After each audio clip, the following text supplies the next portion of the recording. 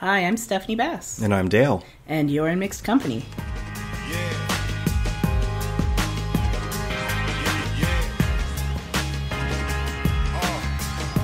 Welcome to In Mixed Company, a podcast discussing mixed race identity and discussing the politics of race respectfully. Dayle, you have some thoughts about me using the word respectfully in my introduction. Yeah, I don't know. Lay them on me. What are they? So I kind of get a little bit itchy when discussing the politics of race, and people encourage me to be respectful. Why, do you want to punch somebody? Because that kind of smacks of respectability politics, and I don't like the idea that somebody's accepting my humanity is based on how nice you can be. Yes, yes, and how stiff my collar is, and so on and so forth.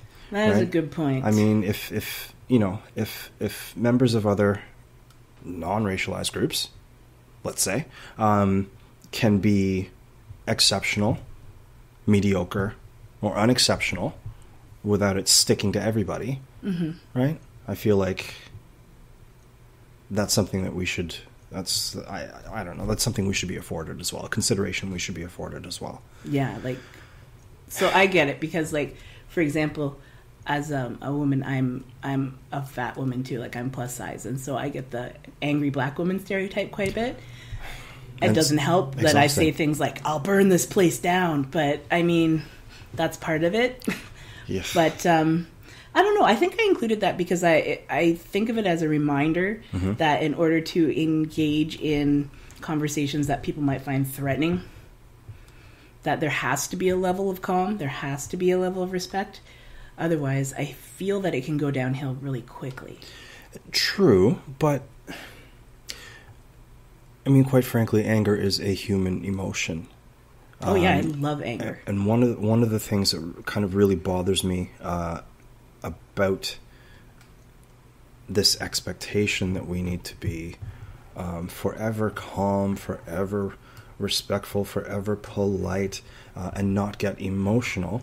We're talking about race. We're talking about something that directly affects our bodies. Yeah, it's right? Deeply personal. It's your identity, right? How am I supposed to separate from that? And why should I? All right. You swayed me, Dayle. I will think of a new word. If anybody out there has a new word, let me know. We can do passionately. Yeah, absolutely. You don't have to change anything. I just, this is just a thought that but it's that a good point, and I agree with your point, right? I was just saying last night to Donald, somebody had posted something about we're having a quarrel. The teachers are having a quarrel with the government about curriculum, and somebody wrote a diatribe about we have to show them our light. And we have to, and I was like, I'm allowed to be mad that they're trying to erase LGBTQ people from You're supposed the to be health mad about curriculum. That. So I understand it, and I think that's a good point. How about politics of race, where white people have to be respectful and I can flip tables? I'm all for that. Okay. Good luck. Well, this is my table, so I'm not flipping it. No, this is a really nice table. But the thing about Emmy's Company is that I'm open to those things, and you know what? Maybe I do need to update my wording, because I am doing a little bit of a finishing school thing here, right? Hey, it's your show. Let's right? I'm be not the boss of you. So. I think it's the teacher in me. Everybody can be friends, okay? So I hear you. Anyways, that's not the topic. That was just an interesting conversation we had. On the podcast today is the N-word. Yes, that N-word. Yes. Not noodles. Not nougat. What other N-words? Not nonsense. Not nutmeg. That N-word. N-word. So here's your warning, listeners. I'm not planning on using that word or any slur. Am I. No. However, it may come up in a quote. It may come up through the course of the conversation. In a story, but that's your warning. This is your there might be racial slurs warning. Put on a helmet. Yeah. Buckle up. Or don't. So, Joining me today is not Donald. It is my friend Dayle. Hi. And I'll give you a little bit of information. Dale's a black educator. He's entering his 8th year in the profession, and he has seen some stuff. He's committed to eliminating the systemic barriers that keep our kids from being their true selves, and spends way too much time wondering why the hell black people are still struggling to be seen as fully human. Yeah, you're not alone. Right. So, and then I probably won't say the N-word. It's not something I usually say. No, it's not something that's really in my vocabulary either, so I don't think we're going to struggle too much with keeping it out of our mouths. I've never really... I mean, I'm from the South. My family's from the South, so Right. It's not really something that we use. But as I've gotten older, it's something that I hear in music, or I hear friends that I have use it. And it's still not something that's moved me to say it. Like, I might have said it 5 times in my life. Right. 3 of those times I was describing what had happened to me. Yes. So, it's not something that I'm interested in saying. If you are wondering what N-word we're talking about the racial slur that is used for black people. I call it the trump card of racial slurs for black people. I would agree with that. The pun is so intended. Yes. In that. Yeah. Because it's very topical, because just all over the news it's like, oh, is there a video or a tape of Trump saying the N-word? And yeah, there is. Of course there is, but really... Do we need to hear it to know that it's there? No. And do you need that to know that he's racist? No. I mean, he's gone above and beyond. Yeah. That just tells us he's fluent in racism, right? But he's already sort of shown that he's racist. Oh, yes. So yeah. I thought it would be interesting to talk about the N-word. The reason why I didn't want Donald to be here is because I definitely don't want him saying the N-word. Certainly not. I value my marriage. And I value his life. And he's a good dude, so... Yeah. And he wouldn't. He'd just be awkward the whole time. Oh, yeah. I also thought it'd be good because I've been called it. You've been called it? Bunch of times. Yeah, so this is coming from experience. I feel that we can say we're kind of an expert on being called the N-word. Lifetime of practice, so unfortunately. Starting from when I was a kid, so it's awesome that we can talk about it, and I feel that it's important, especially because it is dominating the news. I think that there's not enough understanding as to why the word is so loaded, even though there has been books and Mountains stuff of written about scholarly it. research. Yeah, but I mean... I wonder sometimes, in conversation with people who... I don't know if they're feigning ignorance.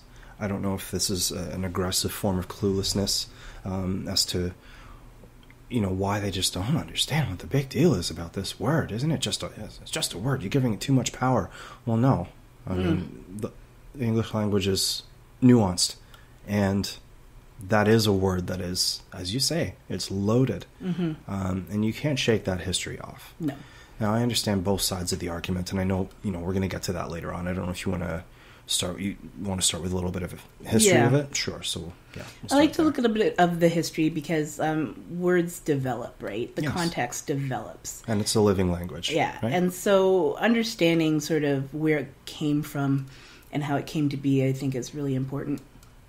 And I'm not going to get too much into the word history because maybe there's not a lot of language nerds out there like I am. But I bet there are more than you might think. Oh, maybe. Shout out to the language nerds. Yeah. So the N-word, I'm not going to say it. Nope. I don't need to say it. Nope.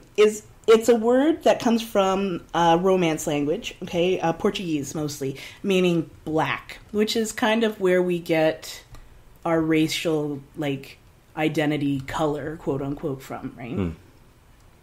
The first recorded use was all the way back in 1587, which was the start of the triangle slave trade across the Atlantic. And it probably originated with a pronunciation through a dialect of the word Negro in English and Irish people. And that history is from the Anti-Bias Study Guide by the Anti-Defamation League. In the United States, which I know I do talk about the States a lot, even though we do talk about the Canadian context too, but I think that the American context matters when you're talking about race in the Canadian context, and people that don't see that connection, you're really doing a disservice to talking about that. So I do like to bring in the United States. Absolutely. It started being used as a pejorative before. When it was used to mean the color black. But it developed along with slavery and how slavery developed. And it became a pejorative in the 1800s. And we are going to talk about sort of the two sides of the debate, because it's not a universal sort of rule for black people about using it or not. Right. So the idea of it as an insult or as a slur is pretty new. It's 19th century, which is not that long in terms of language. No, certainly not ancient history. No, because I'm still affected by its development into a pejorative. As am I. And so I think that it's kind of important to know that word had changed. I don't know what it would be like to live in a world where that's not a pejorative, so I'm not going to speculate, but... That's the first word that I look up in any language when I'm traveling. I need to know what the N-word is in Italian or Polish or wherever it is that I'm traveling to, because unfortunately, because I want to know what people are saying and if they're fixing to do me something. Yeah.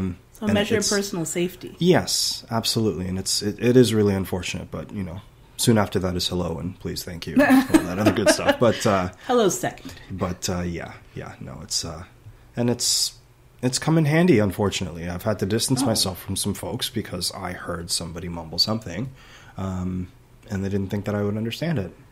And well, that's I guess a good travel tip. It's a sad travel tip. Unfortunately, yes, but this is the reality, right? Yeah. This is and it's not everybody's reality, but it's ours. Yeah. Until some folks change their attitude. I tend not to travel. Yeah. For reasons of personal safety and racial safety. I hear you there. I haven't traveled since I grew this beard, so yeah. I don't know. So the term colored, which don't use that. Like if you remember last episode, the episode with Laura Coogee, an Indigenous writer, I was like, I have a hierarchy. The N-word's the top, punch in the mouth. Right. Negro, no. No. Unless you're 95 years old. I won't punch you, but I will not like you. You're going to get some serious side-eye from me, for sure. Don't use colored. No. I'm not a box of crayons. It implies that I have colored, but you don't. A person started out white and right, and then something happened. Oh, I never thought of it that way. So, it's beyond off-putting. Yeah. And so, because the word developed into such a slur, they needed to come up with other terms instead of using the N-word. And so that's why we have this sort of hierarchy, right? Right. And coded language, if you will. Especially in Canada and the northern states. There's a very famous book and song called There Are Only N-Words in the South. Because the term colored or Negro were the alternatives because they knew how much of a problem that word was. Yeah. Not a great song. No. FYI. No. And so I want to sort of move into the sort of counterpoint discussion, is that there is not a consensus among black people. No, because we're not a monolith. Yeah. And we haven't found a space big enough for all of us to meet. No. I don't know. And I used to say to my friends when they would say something, they're like, oh, can I say that? I'd be like, I don't know. I'll bring it up at the black meeting. That's it. And they'd be like, oh, really? Yep, Tuesday night. There's no black meeting. No. There's two schools of thought. I'm just putting it as a sort of dichotomy because I'm sure it's a sliding scale. For sure. I'm sure some people are like, well, in certain contexts, or like, and I have graduate degrees in history. Oh, goodness gracious. So people are like, well, in this context, I'm talking historically. Well, I'm right here. Right. So come on back to the present. So we're going to keep it kind of simple, and we're going to go with people who are against it and people who are for using it. Yes. And there are really interesting conversations on both sides. Yes, absolutely. I There are pretty good people on both sides. I'm sorry, don't. no more Please Trump don't. jokes. They're like, you can't traumatize your guest. That's rude. Please don't. But I do see both sides of the argument. For myself personally, it's not a word that's really in my vocabulary. Mm-hmm. Why do you think that is? Is it a political thing, or is it like when you were growing up? It's a combination of things. From personal experience, I think that's kind of what informs my opinion the most. Mm-hmm. I've been physically assaulted by people who use this word. I've seen others physically assaulted by people who use that word. And it's kind of, as a result, it's really not a term of endearment in my mind. I do. It's not something somebody called me lovingly. No, I don't see it that way, and I can't. It's like I said, it's hard to shake the history off of a word like that. I don't know if you want to talk about the cons. Yeah, first. we will. Yeah. I wanted to get your perspective on why you don't use it. I know from my perspective is being biracial, being a mixed race person. Right. I know that it is. I have a very tenuous relationship, sort of, with race relations. Mm-hmm. People have told me I'm black, and so my identity had been shaped by what people had told me. But in my mind, I always knew that I was much lighter than my immediate family members, right. than my family that I lived with down south. And so for me, that light-skinned, I would call it privilege, complicates my relationship with what I feel being allowed, quote Certainly. unquote, to use that word. Okay. Right? And even though I have been called that word, Yeah. I still don't feel that I have the right, and that's very complicated, right? Yeah. Because that's not really true.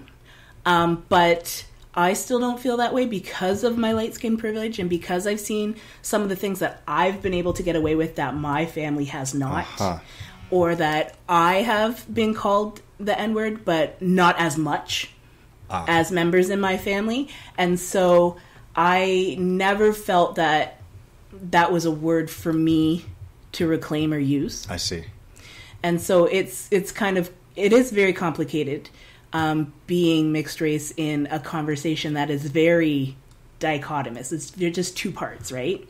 And so that's part of the reason why I've never used it. Now, however, I have felt the shame and pain of being called it. For sure. And I have also questioned, I was like, well, I do walk with this sort of light-skinned privilege. I mean, is it hurting me as much as it's hurting somebody who is darker than me? And so they're kind of complicated questions, right? That you can't really answer. No, I don't think there is a hard and fast answer to There's no scale for personal pain. Absolutely not. And so, and it doesn't. I don't think it serves anyone to. Yeah, it's not a competition. It's not the Oppression Olympics. Right? Yeah, so, right. I want a gold. What I will say is that, as far as I know, we're going to talk about the cons. Yeah. Right. Do you want to start with pros of using it? I just think that that's the harder one for me to get my head around. Yeah, I grapple with it as well. Now, these pros are for black people to use it. I'm going to make that very clear. We will talk about Please and thank you. White people using the N-word, which should not happen. and it will, but it shouldn't. And let's not delude ourselves, right? Just because we're saying here that this is a word that some black people feel it's appropriate for them to use, but not for white people to use. We're not stopping any white people from using this word, honestly. Yeah, no. Those who want to use it have been using it and will continue to use it. Mm-hmm. But it's good to kind of tease these ideas out. For sure. I think. So, on the pro side. my man, Ta-Nehisi Coates, has a couple of ideas about using the N-word. And you actually know his sort of stance a little better than mine, so maybe if you don't mind sharing it. Just kind of looking off the notes here, because I'm suffering a bit of stage fright. No stage fright. You talk, I crack wise. It's great. There's a little 4-minute video on YouTube, if you're interested, and I'm sure I'll put it on the blog. Post it up on the blog, where he talks about the idea that here's a word that, and again, I know a term of endearment isn't really the right term. Camaraderie. Camaraderie for sure. And what I had said is, for example, Steph, if you were out with Donald, your husband, and he calls you honey or sweetheart, in public. You're out in public, but he calls you honey or sweetheart. All right, he'll get away with it right there. A level, whatever term of endearment that he has for you. You want to know his pet name for me? If you're comfortable with that, it's Steph. Steph. No, I'm kidding. Okay, sorry. You get my point. Yeah, I did. Right? There's nothing horribly inappropriate about that due to the context of your relationship. Within the context of your relationship, or within the context of anybody's relationship with another person, there are terms that are appropriate when used. Yeah, like when I was a waitress and that guy called me sweetheart and smacked me on the ass. That's a huge problem. Yeah. You know what I did? What'd you do? I poured his pasta over his head. Nicely done. I got fired. I was a waitress for 4 hours. Well, I made no tips. You got to live by a code, right? The code is poverty. Yes, well. But yeah, so within the context of that particular relationship, there's just nothing terribly inappropriate. But if you, again, were out in public and some random person called you hon or sweetheart, well, then that's... Some rando. Oh, yeah. Rando creep. You're going to get a bowl of pasta poured over your head. Yeah, if I'm your waitress. Similarly, I guess it depends on the relationship between two black folks. Mm-hmm. If another black person called me that, I'd be like, what? Like, but I wouldn't be like irate. Right. You know? Like it wouldn't, like I'd be like, I don't really use that word, dude. Like, and I wouldn't. You have a conversation about it, right? I remember when I was 14, I went roller skating with one of my really good friends, because that's what we did on the weekends. Roller skating. Not rollerblading. Roller skating. Okay. The 80s were dope. At Scooter's Roller Palace. The best of old school. Ours we call roller gardens. Okay. So I was there, and it was in Burlington at the time. Okay. Which is a suburb. Yeah, it's a suburb. Not a whole lot of black people there back in the 80s and 90s. I would say not even today. Right. I was probably the only black person in that entire place. And but unfortunately, a white kid skated up to me and said, "What's up, N-word?" And he was, I don't know, he was trying to build a connection, it looked like. Connection with your fist? Right. So that did cross my mind, but I was on wheels, and so... Punching on wheels is harder. It's a little tougher, and I was still learning. And I'm kidding. I would never punch somebody that called me that. I never have punched anybody that called me that. I felt like it, though. Interestingly enough, yeah. on kind of off on a little tangent there, the only time I've ever really responded violently to somebody using a racial slur was when they used the wrong racial slur. Really? A racial slur reserved for another racialized group, and I thought to myself at the time, how dare you? Like, you don't even respect me enough to use the right racial slur. You're a dumb racist. What are you doing? Yes. Research the words you want to use. Really and truly. Yeah, that is an interesting conversation. I'm going to put a pin in that one. Yes, yeah, you might come back to that. I might want to come back to that. You might come back to that. So cons, I'm very... easy. And I haven't found a lot of pros. Like, everybody's like, oh, well, historically, it's been a way to bring people together. Or, I mean, I think that there's some empowerment in saying, I can use this word, but you can't use this word. Right. And so what Mr. Coates... said in that clip was that gives you that gives white folks a taste of what we live every day. Yeah, looking and seeing what other people can say, can do, can get away with that we can't. Yeah. Right. And so I think that that's also another pro, right? Like, especially in an industry like music, for example, where it is very racist and it is it's very consumer based, right? Absolutely. Not just that their consumers are buying the music, but that the artists themselves, I know this sounds really artsy and bougie, Go on.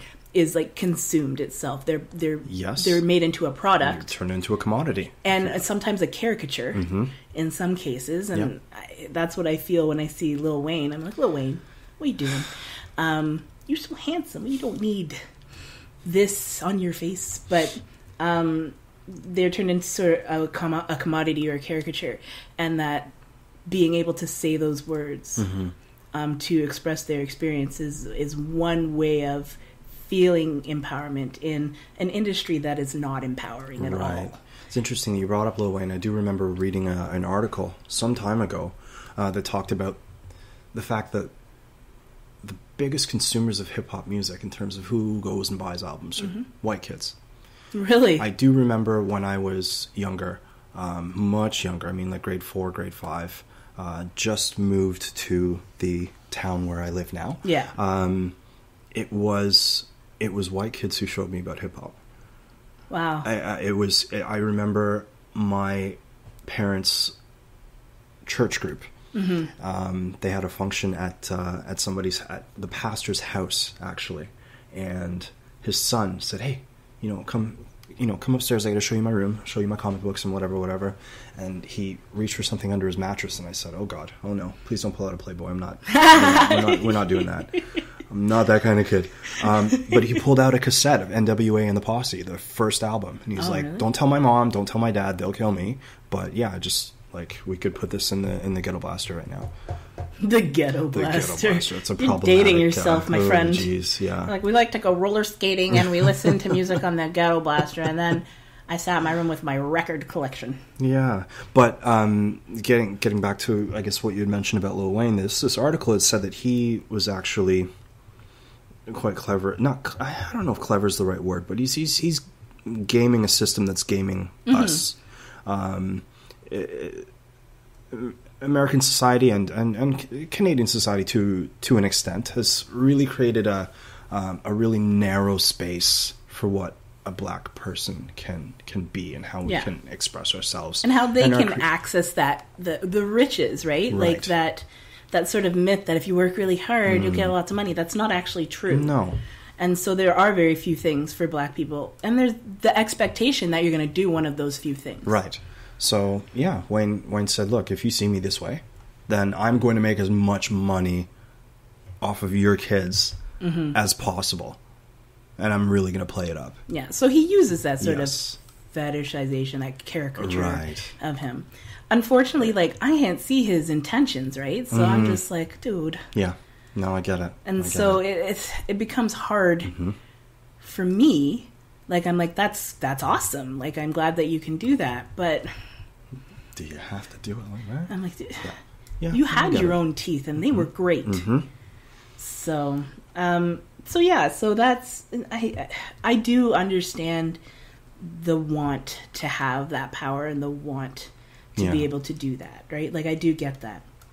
The con sort of arguments that I found are the ones that I sort of relate to the best. Right. The ones that I agree with the most. The first one that I found was by an academic, and his name is Neil A. Lester. And he has a number of articles. And this article was called "Straight Talk About the N-Word." He didn't want to use it either. And he had written that you can't control a word. And so even if black people are using it within a context of camaraderie, white people are going to hear that and want to use it as well. right? Some might see it as permission. And they will use it. I was just singing along with this song, or, Right. you know what I mean? And they will use it. So the word is going to have a life of its own, regardless of how much you try and control it. There is no controlling that, really. And so because this word has such a difficult history and a difficult relationship with Black people, that it's not, because you can't rein it in, Right. it's not really appropriate for anybody to use, right? We should leave it in history. Which I can understand, because there was that instance where there was a concert. I forget who it was. Who was that concert? Recently? Yeah. Kendrick Lamar. It was, and he Yes. called somebody up on stage, Yes, and he she happened did. to be a white woman, and she was rapping along, and she said the N-word, and he's Sure like, did. oh, there's only one word you can't say. And That's the one. people were just irate. Yeah. And then some people were like, but it's just part of the song. And it was very polarizing, right? And there was no look at the history. There was no look at the nuance. It was all context-based, which is not fair, right? Because the history is part of that context. And it was something that was not really taken into favor, I think. What you don't agree, and that's fine. Don't agree. Lay it on me. Big ups for not agreeing. I mean, it's in my head, for white folks, it's pretty straightforward. Don't. You're like this. Right? There's no reason. Just don't. Yeah. As we said at the outset, I'm an elementary school educator. Our profession is, I want to say, probably 80% women. 81, actually. 81% women. Where we Okay. live, yeah. All right. That's a good guess. Yeah. I mean, I am surrounded by women every day, and sometimes I hear them use the B word. Sometimes I hear them use the C word in reference to people that they are frustrated with or angry with. I have never in my life taken that or interpreted that as permission for me to use one of those words. Yeah. Those are dehumanizing, degrading terms that are meant to reduce human beings to the An level animal. of things. A thing. Yeah. Right? Not even animals. Animals get more. Animals, in some cases, are given more respect than we are. Sometimes, yeah, I think that's true. So I don't. Not think, always. Not always. Because I'm going to Not get always. letters. Right. We eat animals and we don't That's eat true. people. Yes, That's I true. know. Yes. Yeah. I'm talking. Graduate degree. Right. I know these things. But yeah, I don't think it's as complicated as for white folks, anyways. I don't. But it's more about entitlement, right? Like, Yeah. how dare you say I can't do something? Right. Like, and Well, this is what it feels like. yeah. And so I believe it would be hard to get over that entitlement. After a lifetime of practice, I can see why. And socialization and constant reinforcement, right? I mean, this could be another show in itself, talking about this gentleman, but Dave Chappelle had... oh my God, he could have his own show. Yeah, he really could. He did make a good point about privilege and the fact that it cultivates a brittle spirit in the people that it places at the center or at the top, if you're thinking hierarchically. Really and truly, what are you being told? Don't say this one word. Yeah. And to some people, they can't get their heads around that. Right, as you said, how dare you tell me what I can't do? That's my job to tell you. Right? Yeah. So to give them a taste of what we go through on a daily basis and have done so for a lifetime, I can see why somebody might argue in the pro. But for myself, and if I'm understanding for you as well, it's too nuanced, it's too loaded. You can't shake the history off of that word. And I mean, what's your intention with using the word? It's always gonna hurt. Exactly. There's no other outcome. No. I'm doing a lot of pointing, which you can't see because it's a podcast. It's okay. But I'm like, why are you saying that? That's it. You know it's just to hurt. You know it's the quickest way. Right. Why do you want to say it so bad? To get me. Why do you want to say it so bad? Why is my permission so important to you? Yeah, there's one video that we're also going to put on the blog, which is by Oprah, because when I said to you when I was researching this, I go, I found a lot, but I didn't find a lot of comments by women. Yes. And so, I mean, I'm a woman, and I've been called the N-word in connection with some great misogynist slurs, too. It was like a 1-2 punch. So misogynoir is another episode that... I should write into my book. Definitely. And so I found it really weird that there weren't more either women scholars talking about it or women celebrities. And so then you sent me this link that Oprah had said that she can't accept the use because for so many black people, it was the last word they heard before a mob of white people murdered them.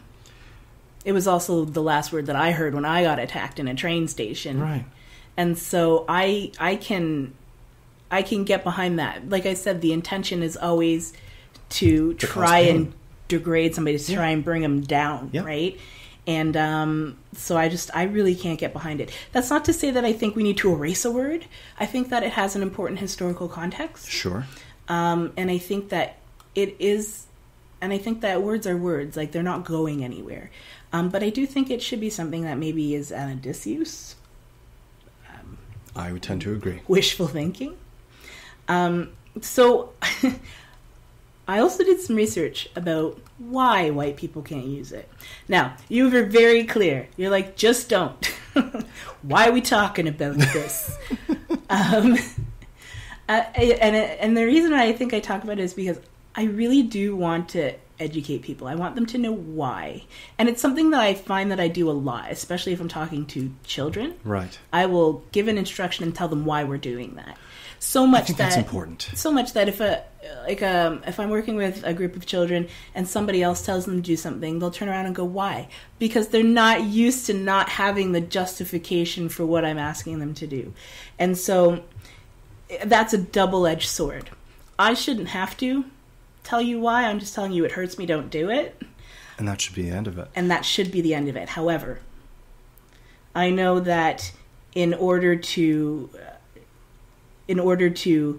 not convince, but I'm going to use the word convince people, don't do that, it's going to hurt me, that there can be a level of education. So you can tap out and I can do all the talking. So here's what I'll say. As educators, right? Yeah. I'm all for helping children understand But the subtleties of language and more about the world around them. That's what we do. Yep. We lead people out of ignorance. We build critical thinkers. I try to. Right? We want citizens that can be engaged in this democratic process. Right? Gainfully employed adults need to pay me $60 an hour at a 2-hour minimum for me to do this emotional and intellectual labor. I will not do it for free. That's true, and I am not paying you. I will not accept. I will not accept any of their foolishness. I will not take that on my shoulders. I won't let that frustrate or sink my spirit. You deal with your own foolishness. You can use Google. It's free. And if you can't be bothered to do that, I don't want to hear your sea lioning. I don't know if you've explained to the I almost said viewers. The viewers. The listeners, what sea lioning please, is. could you? At my basic understanding of the phrase is a kind of intentionally aggressive cluelessness that detractors will use to derail conversations based on social justice. Yeah. So I'm really not interested in spending my time and energy because, like I said toward the beginning of the show, this is something that affects our bodies directly. I'm not going to do that intellectual and emotional labor for you. You can look up the reasons why or why not yourself, and then you can deal with the consequences of the choices that you decide to make based on what you found. I was talking with a friend a few weeks ago, and we were talking about, we were discussing kind of the same thing here. Kindness has to play a role. Mm-hmm. Not necessarily for the other person, more for myself and my own spirit. Mm-hmm. Right? But I do grapple with that. Why should we have to be nice to people that don't see us as human? Yeah, that's a great question. And I mean, that opens up a whole philosophical sort of certainly conversation. If I'm not kind, what does that do to my spirit? Yeah. Right? But at the same time, if you've not... When you are kind and you show that patience, what is it doing to your spirit? Right. I don't think there's ever... I don't think there's a simple answer. Yeah, I think it's going to come to a question of context and something I learned today, saliency. Right? Like, when it matters, right, you'll do it. Yes. Okay. All right. So I think that in my sort of context, it does matter. I want more than just people of color or people who are quote unquote woke. Sure. To feel that they could listen to this and that I am willing myself to answer questions that I have been asked in the past. And one of the questions that I do get asked in sort of my activism is, well, why can't white people use the N-word? And at the moment, I get mad. And once I sort of process through it, I do have a couple of answers. Okay. And so my first answer, it has to do a little bit with kindness.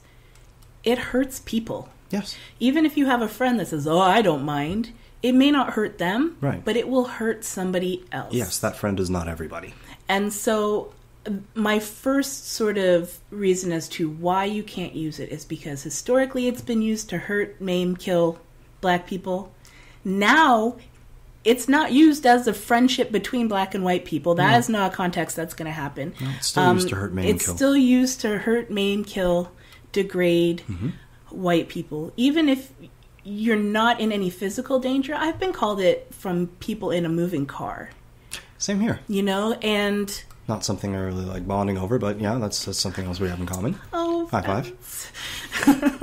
Podcast high five. Yeah. And so I don't feel that they're going to stop at 60 kilometers an hour because we are in Canada. Right. Which is, 30 miles. I don't know. I don't know what it is.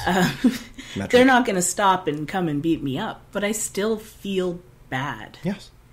And so that's my first reason when people say, oh, why can't we use it? Well, because it hurts. And there's no context that you're going to use it. Where it's not going to hurt. Where it's not going to hurt. True.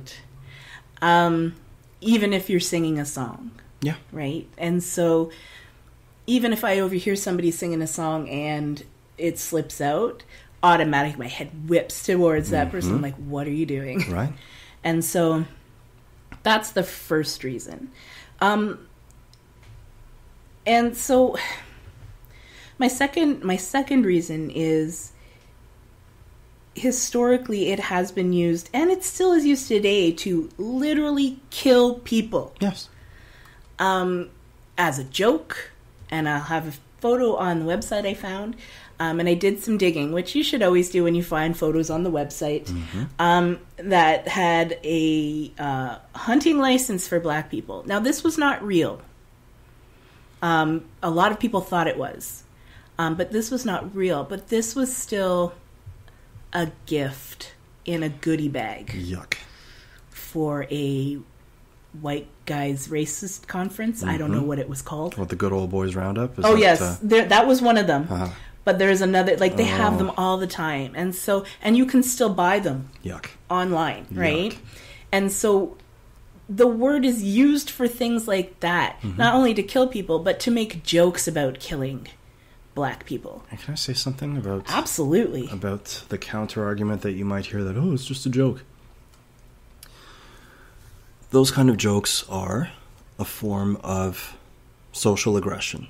Of course. And you will find that, and I'm borrowing from and I really should, be careful about quoting my sources. Unfortunately, I was so taken with what the person was saying that I didn't read That's okay. the author's name. I'm sorry. We could look it up later. These kind of jokes are a form of social aggression. They're meant to assimilate the in-group and exclude the out-group. So you will find that people who make those kind of jokes never feel particularly compelled to explain to their in-group, guys, it was just a joke. Yeah. It's always to the out-group. And the reason why is because that racism or that bigotry or that prejudice that made that person tell that joke is a feature of that particular in-group. You get what I'm saying? Yeah, I do see. Yeah. So. And I mean, I used to be a comedian. Okay. It's kind of clear. And you're funny as hell. So because I get it. I crack wise all everywhere. The time. I'm like, yeah, I'm going to do a super serious podcast about race. And see how that turned out. It's just super. Not super serious. One thing I never did was I never did racial jokes. I never did jokes about being black. I never did jokes about white people. I never did that. Right. Because that's such a... Identity is it's so connected to who you are as a person that I'm making fun of you as a person. And that's not something that I want to do. And that's not something that you need to do to be funny. No. Unless you're making fun of Trump, have at it. Yes, that please. Gets terrible. By all means. But, and you could be a Trump voter and still acknowledge that he is not a good dude. He's not a good person. He really isn't. But, I can't get over the fact that word is used in so many hate-filled ways that I'm just like, just don't. Yeah. Just don't bother. But what do I do when it comes in the song? Take a breath. Yep. Like, sing. Close your mouth, breathe in through your nose. Say noodles. There you go. Like, replace it. Like, did you say it? I said noodles. Or nougat. Nougat. I'm trying to stay away from the NG combo. Okay. All right. Fair enough. So there's no mistakes. But I just... And there will be people, like Chris Rock has said, it's okay, white people, get your thing on. There is no black spokesperson. No. Right? And so because there's not somebody that can tell you definitively, yeah, go for it, just don't. Yep. Right? I think that's sound advice. I need to do an episode on black comedians because I think that would be really interesting. Yes. But because I quote them a lot.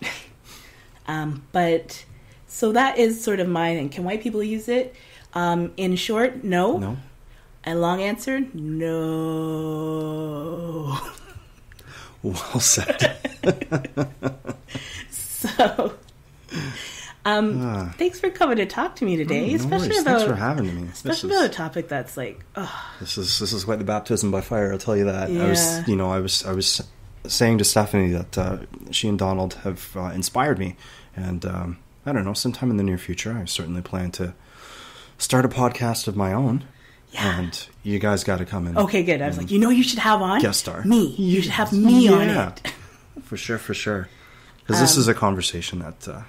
yeah, and the more conversations, the better. Yeah. Like we were talking about the Globe and Mail, which is a Canadian newspaper, has an 11-part podcast called Color Code, right, which is interesting, which could also have its own episode because I'm not sure I agree with their strategy, but it's still a great podcast. There you go. I just think the more the merrier. Absolutely. Which is not a great way of saying it. Let's talk about race. The more the merrier. High fives. But there are a wide variety of voices. Yeah. That certainly need to be heard. Yeah, for sure. Yeah.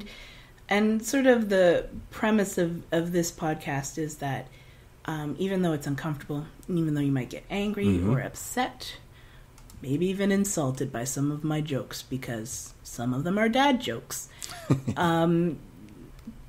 that's not a reason to stop talking about something. Absolutely.